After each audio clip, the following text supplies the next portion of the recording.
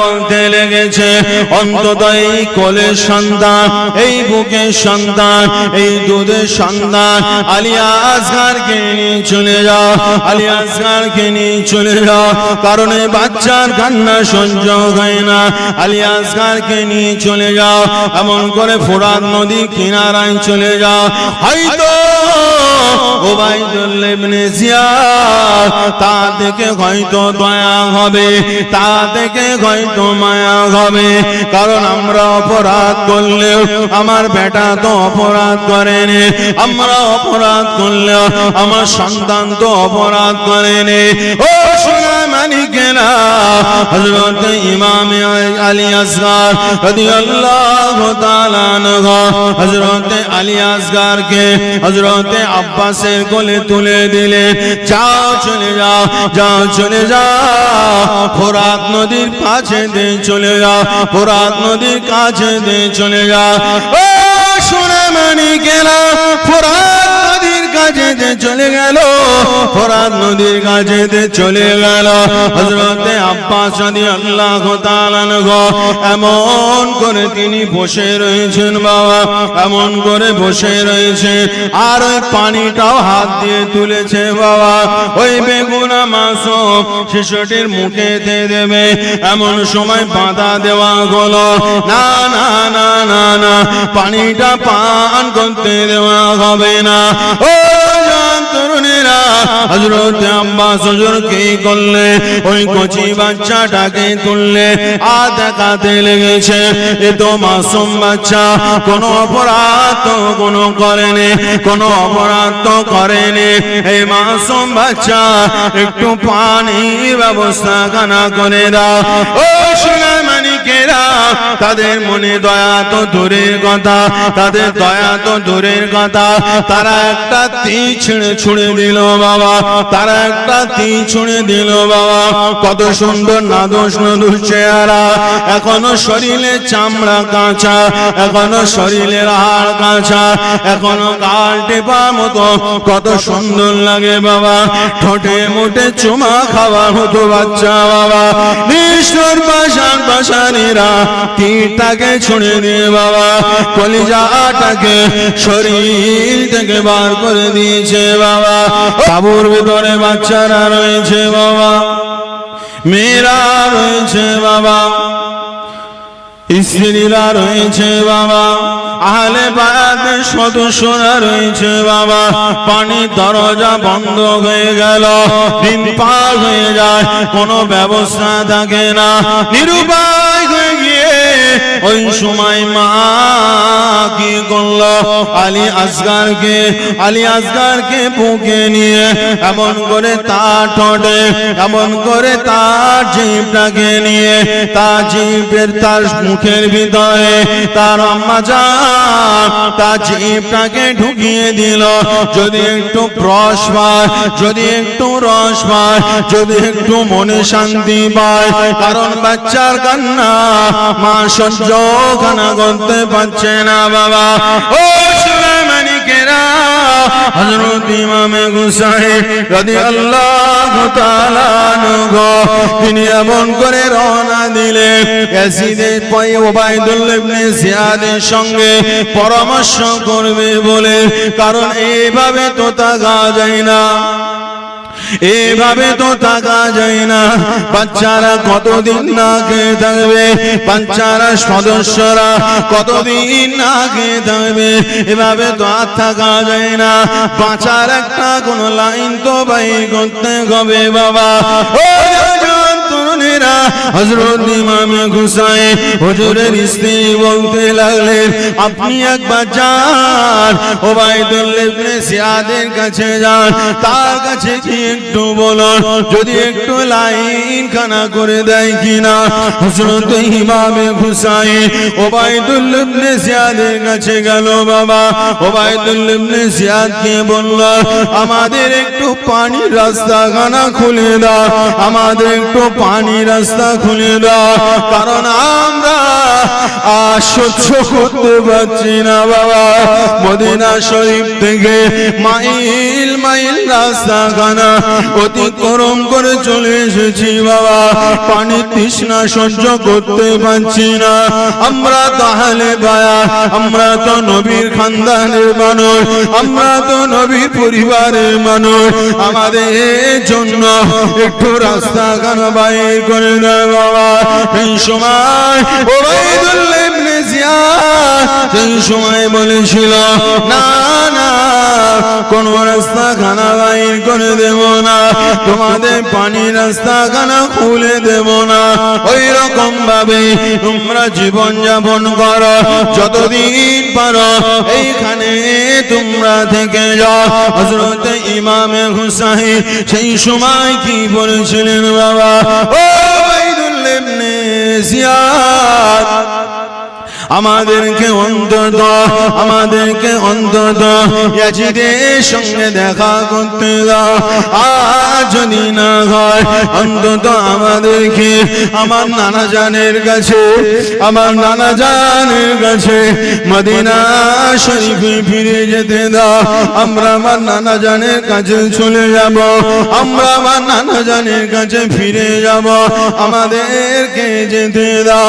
কারণ তাঁবুর ভেতরে ছোট ছোট বাচ্চারা, বেগুনা মাসুম বাচ্চারা কেমন করে খিদের তাড়নায়, পিপাসার তাড়নায়, পেটের তাড়নায় তাদের দিলখানা চলে যাচ্ছে, তাদের পেটখানা চলে যাচ্ছে। একটুখানি দয়া করে রাস্তাখানা খুলে দাও। আর তা যদি না হয় তাহলে অন্তত আমাদেরকে ছেড়ে দাও। আমরা আহলে বায়াত কোন একটা নদী পথে গিয়ে, কোন একটা পাহাড়ে চূড়ায় গিয়ে আমাদের বাকি জীবনটাকে আমরা কাটিয়ে দেব। কিন্তু নিষ্ঠুর ভাসানীরা তারা কি করলো? তারা কোনো রাস্তা দিল না, তারা কোনো পরিস্থিতি সমাধান করলো না বাবা। ও তরুণেরা, হযরত ইমামে হুসাইন রাদিয়াল্লাহু তাআলা আনহু যখন কোন লাইন পেলেন না, হযরত ইমামে হুসাইন তিনি এমন করে কাঁদতে কাঁদতে তাঁবুর দিকে ফিরে আসছে। তাঁবুর দিক পানে থেকে তাঁবুর থেকে ইমামে হুসাইনের স্ত্রী এমন করে তাকিয়ে রয়েছে, হয়তো কোনো একটা লাইন বলে দিয়েছে, হয়তো পানির ব্যবস্থা খানা করে দিয়েছে। হযরত ইমামে হুসাইন যখন গুটি গুটি পায় তাঁবুর ভিতরে যখন চলে আসলো বাবা, তাঁবুর ভিতরে চলে আসলো বাবা। হযরত ইমামে হুসাইন আলী আসগর হুজুরের আম্মা জান যখন জিজ্ঞাসা করলো কোন লাইন তারা কি জানিয়েছে, কোন লাইন তারা কি বলেছে, কোন কি তারা সমস্যার সমাধান করেছে কি বাবা? ও সোনামানিকেরা, হযরত ইমামে হুসাইন রাদিয়াল্লাহু তাআলা আনহু তিনি আর কিছু বলতে পারলেন না। তিনি সেই সময় বললেন, নিষ্ঠুর পাষাণীরা আমাদের আর কোনো লাইন বললো না, আমাদের কোনো রাস্তা দেখালো না, আমাদের জন্য পানির ব্যবস্থাটুকু করে দিল না, আমাদেরকে এমন করে মারতে তারা চেয়েছে।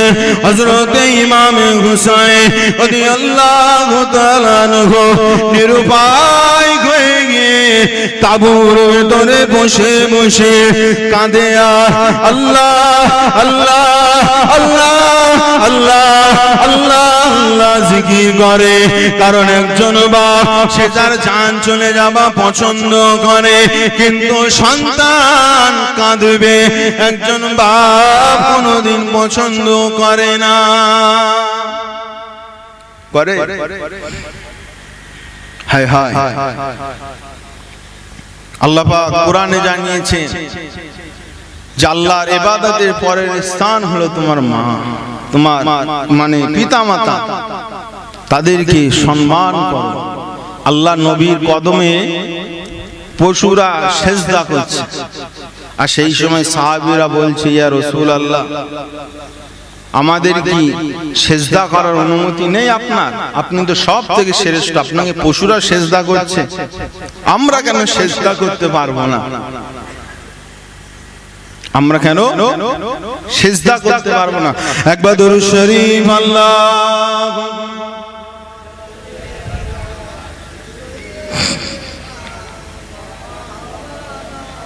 পড়া বাজে যাবে।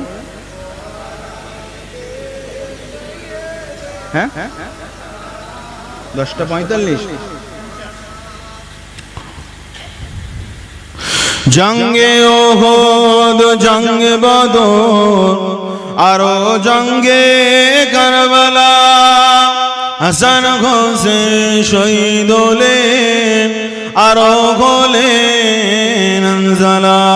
আল্লাহুম্মা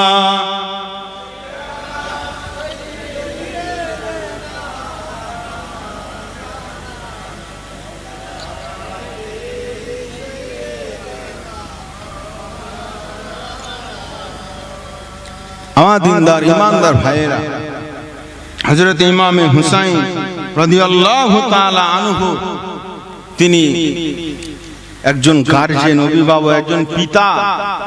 এই কঠিন করুণ পরিস্থিতি সহ্য করতে পারছেন। আমার আব্বা জানেরা, আমার ভাই জানেরা, একটু ফিল করার ঘটনাগুলো একটু ফিল করার দরকার আছে না? না, হ্যাঁ বলেন। আপনি রাস্তা দিয়ে যাচ্ছেন, মানে আপনি আপনার পরিবার নিয়ে, স্ত্রী নিয়ে, আপনার ছেলে পিলে সন্তান নিয়ে আপনি রাস্তা দিয়ে যাচ্ছেন, হঠাৎ করে কোন দুষ্কৃতী আপনাকে অ্যাটাক করে কোনো একটা জায়গায় বন্দী করে দিল, যেখানে কোনো কিছু করার ক্ষমতা নেই, কেউ জানবে না, কোনো কিছু করার ক্ষমতা নেই, এমন একটা জায়গায় বন্দী করে দিল। কি গো, আপনার মনটা তখন কেমন হবে বলেন? ধরেন আল্লাহ না করুক, আল্লাহ আমাদের বাঁচিয়ে নি, ধরেন আপনার পরিবারে দেখা যাচ্ছে, আপনার পরিবারে আপনাকে, আপনার মেয়ে রয়েছে, আপনার বাচ্চা রয়েছে, আপনার স্ত্রী রয়েছে, এখন সবাইকে ধরে ডিটেনশন ক্যাম্পে ঢুকিয়ে দিল, ডিটেনশন ক্যাম্পে ঢুকিয়ে দিল। আপনার মেয়ে একটা খাবারের জন্য কাঁদছে, একটা কেক নেবে, কিংবা একটা মানে কি ডোনাট কেক আছে, ডোনাট না ডোনেট, একটা কেক আছে না বাচ্চাদের খুব প্রিয়, এরকম একটা কিছু খাবে, একটা চিপস খাবে, ধরেন কাঁদছে। আপনি ডিটেনশন ক্যাম্প আছে, আপনার পরিবারের মানে সবাই ওই ক্যাম্পে রয়েছে, বলে সেই সময় আপনার মনটা কেমন হবে? মনটা কেমন হবে? ডিটেনশন ক্যাম্পে তবু তো পানিটুকু দেবে, তাই তো নাকি? ইমামে হুসাইনের সমস্ত রাস্তাটা বন্ধ করে দেয়। ও আমার মুসলমান ভাইয়েরা, ও জান যুবকেরা, হযরত ইমামে হুসাইন রাদিয়াল্লাহু তাআলা আনহু তিনি দেখলেন আর কোন রাস্তা খানা নাই, তিনি দেখলেন আর কোন রাস্তা খানা নাই, সমস্ত দরজাটা বন্ধ হয়ে গেল। ও সুলাইমানিকেরা, হযরত ইমামে হুসাইন রাদিয়াল্লাহু তাআলা আনহুকে সেই সময় এবারে সায়রা বানু বলতে লেগেছে, সেই সময় সায়রা বানু বলতে লেগেছে, অন্তত এই কোলের সন্তান, এই বুকের সন্তান, এই দুধের সন্তান আলিয়া আসগারকে নিয়ে চলে যাও, আলিয়া আসগারকে নিয়ে চলে যাও, কারণ এই বাচ্চার কান্না সহ্য হয় না, আলিয়া আসগারকে নিয়ে চলে যাও, এমন করে ফোরাত নদীর কিনারায় চলে যাও, হয়তো উবাইদুল্লাহ ইবনে জিয়াদ তা থেকে হয়তো দয়া হবে, তা থেকে হয়তো মায়া হবে, কারণ আমরা অপরাধ করলেও আমার বেটা তো অপরাধ করেনি, আমরা অপরাধ করলেও আমার সন্তান তো অপরাধ করেনি। ও সুলাইমানিক মালিকেরা হযরত ইমাম আলী আসগার রাদিয়াল্লাহু তাআলা আনহু হযরত আলী আসগারকে হযরত আব্বাসের কোলে তুলে দিলে যাও চলে যাও যাও চলে যাও ফোরাত নদীর কাছে দিয়ে চলে যাও ফোরাত নদীর কাছে দিয়ে চলে যাও ও সোনা মানিকেরা ফোরাত নদীর কাছে দিয়ে চলে গেল ফোরাত নদীর কাছে দিয়ে চলে গেল হযরত আব্বাস রাদিয়াল্লাহু তাআলা আনহু এমন করে তিনি বসে রয়েছেন বাবা এমন করে বসে রয়েছে আর ওই পানিটাও হাত দিয়ে তুলেছে বাবা ওই বেগুনা মাসুম শিশুটির মুখে দিয়ে দেবে এমন সময় বাধা দেওয়া হলো না না না না না পানিটা পান করতে দেওয়া হবে না ও তরুণেরা হযরত আব্বাস হুজুর কি করলে ওই কচি বাচ্চাটাকে তুললে আর দেখাতে লেগেছে এ তো মাসুম বাচ্চা কোনো অপরাধ তো কোনো করেনি কোনো অপরাধ তো করেনি এই মাসুম বাচ্চা একটু পানির ব্যবস্থা খানা করে দাও ও সোনা মানিকেরা তাদের মনে দয়া তো দূরের কথা তাদের দয়া তো দূরের কথা তারা একটা তীর ছুঁড়ে দিল বাবা তারা একটা তীর ছুঁড়ে দিল বাবা কত সুন্দর নাদোষ নদুর চেহারা এখনো শরীরে চামড়া কাঁচা এখনো শরীরের হাড় কাঁচা এখনো গাল টেপার মতো কত সুন্দর লাগে বাবা ঠোঁটে মুঠে চুমা খাওয়ার মতো বাচ্চা বাবা নিষ্ঠুর পাষাণ পাষাণীরা তীরটাকে ছুঁড়ে দিয়ে বাবা কলিজাটাকে শরীর থেকে বার করে দিয়েছে বাবা ও সোনা মানিকেরা ও নওজোয়ান তরুণেরা ওই বাচ্চাটাকে নিয়ে হযরত আব্বাস হুজুর তিনি তাবুত থেকে ফিরে আসছে বাবা তাবুত থেকে ফিরে আসছে বাবা ফিরে আসার সময় এমন করে তাবুতে ঢুকবে ইমামে হুসাইনের সিনি এমন করে হযরত আলী আসগারকে দেখার জন্য ছুটে আসলো বাবা হযরত আলী আসগারকে দেখবে বাবা ও সোনা মানিকেরা হযরত আব্বা বলতে লেগেছে আজ জনমের মতো আলী আসগার পানি পান করে নিয়েছে বাবা আর কোনদিন পানি গানা পান করবে না বাবা ও সোনা মানিকেরা হযরত ইমামে হুসাইন ওই যে বাচ্চাটাকে বাবা কলিজা টুকরা বাচ্চা তার শরীর থেকে তীরখানা ঝাঁঝরা করে দিয়েছে শরীরটাকে তীরখানা ঝাঁঝরা করে দিয়েছে বাবা কিন্তু কি করবে কোনো তো পরিস্থিতি নাই কোনো তো লাইন নাই হযরত ইমামে হুসাইন তেমন করে একটা চাদরখানা নিয়ে ওই ছোট্ট বাচ্চা আলিয়া আসগারকে জড়িয়ে নিলেন বাবা ওটাকে কাফনের কাপড় কানা করে নিলেন কাফনের কাপড় করে নিয়ে বাবা তারপর একটা পাশেতে গিয়ে এমন করে কলিজা টুকরা সন্তানকে বুক কোলেতে রেখে দিয়ে তলোয়ার দিয়ে খুঁচড়ে খুঁচড়ে কবরটা খনন করছে বাবা কলিজা টুকরাকে শুইয়ে দেবে বাবা ও সোনা মানিকেরা পৃথিবী জমিনেতে এমন কোন বাপ নাই বাবা যে নিজের সন্তানের লাশ দেখে সহ্য করতে পারে যে নিজের সন্তানের পরামুখটাকে দেখে সহ্য করতে পারে পৃথিবীর এমন কোন বাপ মা নয় হযরত ইমামে হুসাইন কলিজা টুকরা সন্তানকে এমন করে আঁচলে জড়িয়ে ধরে কলিজা টুকরা সন্তানকে এমন করে আঁচলে জড়িয়ে কবরটাকে খনন করে নিলেন বাবা ও তরুণেরা জীবনে শেষবারের মতো জীবনে শেষবারের মতো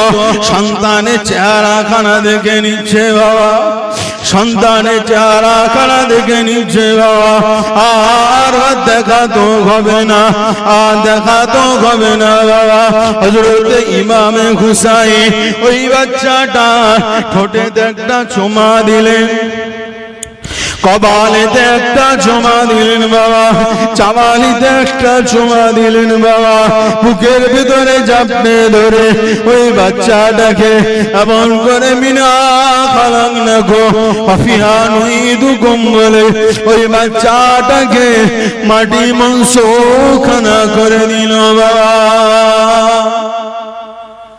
কলিজা টুকরা সন্তান মাসুম, কিছু বলতে পারে না বাবা, তীর লেগে শরীর থেকে রক্তক্ষরণ, রক্ত বেরিয়ে যাচ্ছে। আহলে বায়াত এমন কঠিন পরিস্থিতি, ইমাম হুসাইন চলে গেলেন বাবা, তারপরে আলী আকবর চলে গেলেন, এইরকম করে বাবা একের পর এক চলে গেলেন। শিক্ষা একটাই দিয়েছে বাবা, পৃথিবীর জমিনে সংখ্যায় কমা আর যাই হও, অন্তত অন্যায়ের কাছে মাথা নত করা যাবে না, এতটুকুই শিক্ষা। আর এই কঠিন পরিস্থিতি হওয়ার পরেও অনেক লম্বা ঘটনা বাবা, মাওলানা সাহেব এসে গিয়েছে, আর কিছু বলবো না। এত কঠিন পরিস্থিতি হওয়ার পরেও আহলে বায়াতরা তিনারা এক মুহূর্তের জন্য আল্লাহর কোন হুকুম সীমা লঙ্ঘন করেননি। এবার জোরে বলুন সুবহানাল্লাহ। আমার ভাইয়েরা, আমার আব্বা জানেরা, ইমানের চাঁচ, ইমানের পাওয়ার আমাদের বাড়াতে হবে। ইমানের পাওয়ার বাড়াতে গেলে আল্লাহ আল্লাহর রাসূলের অনুসরণ করে চলতে হবে। যদি আমরা চলি, আল্লাহ আমাদের ইমানের পাওয়ার বাড়িয়ে দেবে। যাই হোক, আল্লাহ পাক আমাদের সকলকে কবুল করে নি, সকল বলুন আল্লাহুম্মা আমিন।